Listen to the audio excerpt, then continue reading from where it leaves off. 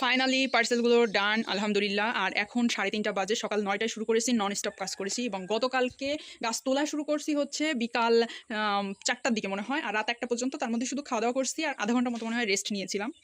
তো এই পরিমাণ কাজ করার পরে গতকালকে হচ্ছে পার্সেলগুলো তুলছি, মানে গাছগুলো তুলছি, তাও ফুল কমপ্লিট হয়নি। আর রাত্রেবেলা হচ্ছে 10টার পরে হচ্ছে কিছু কিছু প্রসেস করা লাগে, সেগুলো করছি।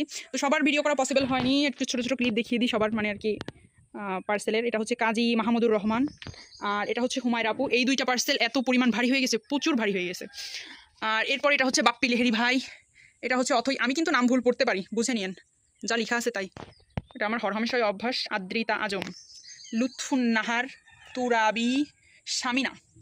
তারপরে এটা কি, এটা তো সাবধান, নাম কি, সাবধানের নাম খাদিজা কি আজরুন ফিরদাউসি। তারপর আরেকজন আপু খাদিজা। আর এই পার্সেলটা যে কি হবে, কি তানিয়া আখতার আপুর পার্সেলটা অনেক বড় হয়ে গেছে, এটা খাম কাউন্ট করবে কিনা আল্লাহ ভরসা। আর আমার হাত পার অবস্থা, আরে ভগবান। মোহাম্মদ নুরুল আফসার, সুলতানা রাজিয়া, আফরোজ মারিয়া, এগুলো হচ্ছে সব ছোট পার্সেল। দেন ছিল হচ্ছে সানিয়া আপু, তাসলিমা। নিজের হাতে লেখা নিজেই বুঝতে পারি না, এত মহান হাতের লেখা আমার। তারপরে এটা কি, মুনা। আমি মুনা নাকি মুলা বুঝতে পারতেছি না, ঠিক আছে।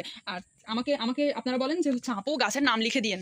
আরে ভাই, গাছের নাম লিখে দিলে আপনারা আরেক বিপদে পড়বেন, সেটা পড়তে গিয়ে যে আমি আসলে কি লিখেছি। এত বাজে আর জঘন্য হাতে লেখা আমার। এই যে আমার 2 দিনের পরিশ্রমের ফল।